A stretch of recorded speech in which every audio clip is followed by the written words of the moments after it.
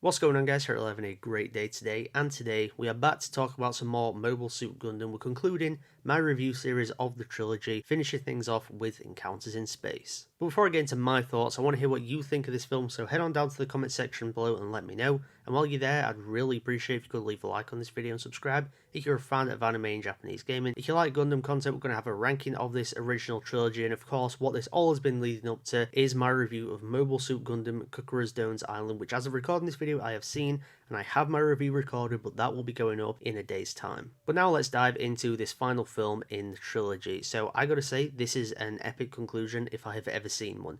I would say it is the anime equivalent of Return of the King and Return of the Jedi, which are probably the most beloved third films in a franchise of all time, I would say. For about 2/3 of this film, it is straight up war. This is straight up battles between two sides. You have, of course, like scheming in between things. You have a little bit of downtime in between battles, but this is really the epic finale where everyone is going up against one another, and it delivers in that aspect because the animation is significantly improved this time around. Now, I know that they kind of redid the ending of the original series for fitting in with this trilogy, and they basically turn it into a large-scale war, and I really enjoyed it for that reason. And of course, you did need good animation in order to pull that off properly, and they did. This feels like it's a lot better animated than it was originally. Now, of course, like it's still from the 80s, so it's not up to the standard of modern-day animation, but for the time, it's very good. But even though it is large in scale, it still feels grounded when it comes to dealing with the characters and dealing with the human side of war and conflict. It never loses sight of that. This is an epic conclusion, but much like all of the best conclusions to any storyline, it still focuses on the characters and focuses on the themes that really matter. Amuro's arc is concluded somewhat very well here. Of course, he's going to go on to star in some of the other Gundam series moving forward within this timeline. This is not the end of the character by any means, because we've still got loads more to watch. But as it stands for this trilogy, they really bring his arc to a nice fitting end, because he finally learns what his true reason for fighting in this war is, and that is basically the friends he's made along the way. And as cliche as that sounds, I think it's very fitting for a character like this. The crew of White Base has essentially become his family, it's become his friends, and that is the reason why he's fighting, to protect them and to help them. But for me, one of the most satisfying parts of this film was seeing the rivalry between Amuro and Char come to a real head. You know, they've had encounters with each other, but there's never been like a face-to-face encounter between these two characters. And we get a couple in this film. We get one very early on where Char doesn't actually know that this is Amuro because they're fighting on like a side, being side 6, where, you know, it's essentially neutral. There's no fighting to go on here. But Amuro is fully aware that this is Char. Char is not fully aware that this is Amuro. So you kind of have this tense confrontation between the two, where one knows who the other is, whereas the other doesn't know who that one is. But then in the third act is where these two characters both come together. They're both out of their mobile suit, so this is a hand-to-hand fight, and it is very satisfying to watch. And speaking of Char, my biggest disappointment with the second film was the severe lack of him in that. In this film, he is given a very prominent role.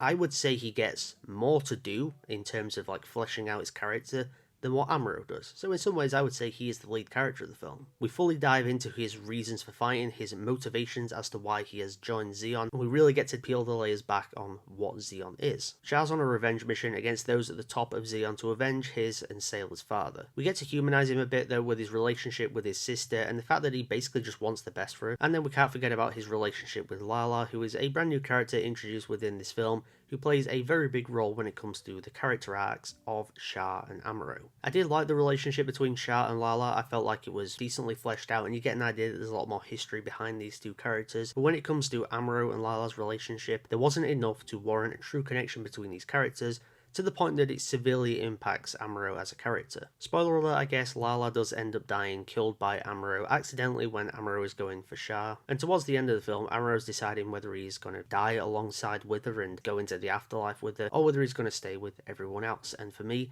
I just didn't see any sort of like substantial connection to warrant this character deciding to do that. They only meet face to face twice throughout the film. They talk to each other through psychic stuff because we get a lot more revealed about the new types and a lot more expanded upon that. But there's never any true connection made between them. Like, personally, I did not see why the hell Amuro would be willing to die to be with this person who he's seen twice in person and talked to, I guess, over a psychic connection a couple of times. But overall, I absolutely loved Encounters in Space. Aside from that one issue with Lala and her relationship with Amuro, this was an epic conclusion in every sense of the word. It's got the large scale, it's got the high stakes, and above all else, it is focused on the characters. The animation is genuinely great, making the action sequences that much more interesting and entertaining to watch, and there's some extremely satisfying moments, whether we're talking about characters coming up against each other, or just epic moments in terms of the large-scale space warfare. To me, this film truly represents the greatness that is Gundam.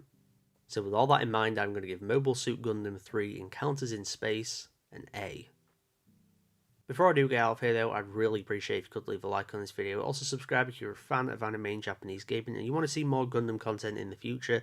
Like I've said, I'm going to have a ranking of all 3 of these films. I'm going to have a review coming up for cucuruz Doans Island. In the future, I'm hoping to make plenty more Gundam content on the channel, whether it be about the Universal Century timeline or any of the other series that succeeded that. And of course, I will be talking about The Witch from Mercury as and when it releases in October, and I'll be talking about that on a weekly basis. Most importantly though, I want to know what you thought of this film, so head on down to the comment section below and let me know. Do you think it was the ultimate, satisfying and epic conclusion to this trilogy? Do you like this ending more than the ending of the series? And overall, who is your favourite character within this trilogy of films or within the series? But as always, thank you so much for tuning to MChat today, and I'll see you all in the next video.